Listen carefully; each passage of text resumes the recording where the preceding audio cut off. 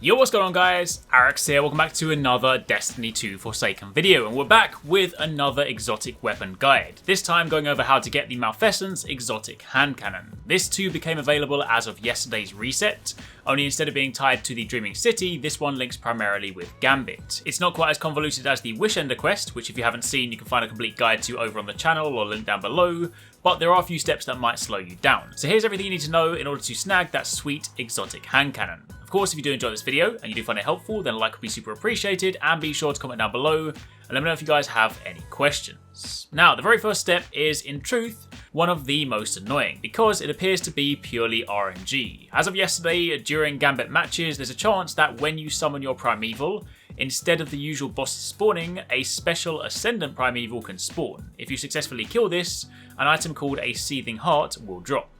As it currently stands, the boss spawn does seem to be pretty random, and I've played a ton of matches today and not seen it once, but my buddy got lucky last night and got it to spawn during one of his matches. Naturally, if it does spawn, you still need to kill it, so it is a bit of a race, but as mentioned, killing it will drop the heart, and with this in your inventory, you can now go and visit the Drifter.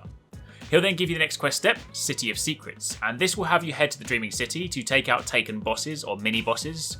You need to kill 25 of them. Luckily, there are a lot more taken around in light of the curse spreading, but go around killing yellow bar enemies, and once you've killed 25 of the taken mini-bosses, you'll get the next step.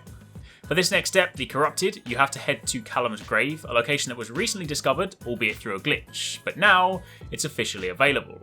This will take you into a special version of the Corrupted Strike, but what's cool about this is that it actually supports 6 players, like a raid. You can't load into it with more than 3 players, since you have to access it from the patrol space, but once you're inside, more people can join on you.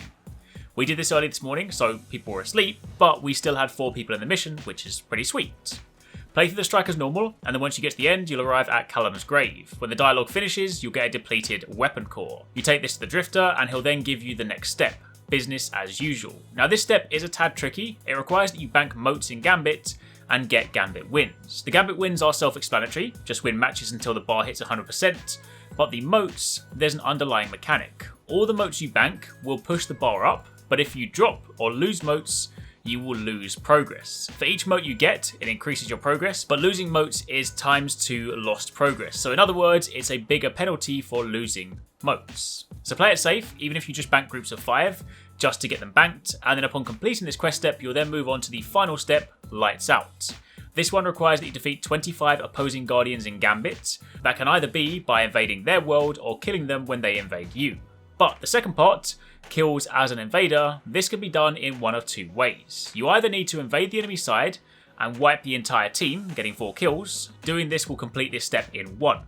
However, if you can't do that, maybe you're not necessarily the greatest in PvP, then a teammate can invade for you and pull off a team wipe, but that will only give you 1/3 of the progress bar. So essentially, it's either 1 full team wipe on an invade if you're playing, or 3 team wipes if your teammates are invading for you. This is probably going to be one of the trickier steps, since people often hide or run away when you invade, but that is the final thing you need to tick off. With that complete, you go and visit the Drifter in the tower, and you'll net yourself the Malfeasance exotic hand cannon. Now, if you want a more in-depth look at the weapon itself, you can check out my video linked down below. And of course, if you want to know how to get Wishender, the exotic bow, that's also linked down below. But for the time being, that is pretty much it. Be sure to keep it locked for much more Destiny 2 content. Thanks very much for watching, guys. I hope you enjoyed the video. If you want to check out some more awesome stuff from us here at Arekkz Gaming, then you should definitely try to catch 269 and Paradise Central streaming 6 days a week. You can find a link to the multi-stream in the description box down below. They play a wide range of games, and what's more, we also have the Endgame store. By watching their streams, you earn currency, and you can redeem that currency on the Endgame store for really cool prizes. Those can range from things like games, comics, and figures, all the way up to controllers, capture cards, and even consoles. So definitely drop by and become part of the community. Of course, if you enjoyed this video, then make sure you're subscribed and be sure to click on that little bell icon to turn on notifications so you don't miss our next upload. You can watch more videos by clicking on the options here, but once again, thanks very much for watching, take it easy, catch you next time, peace out.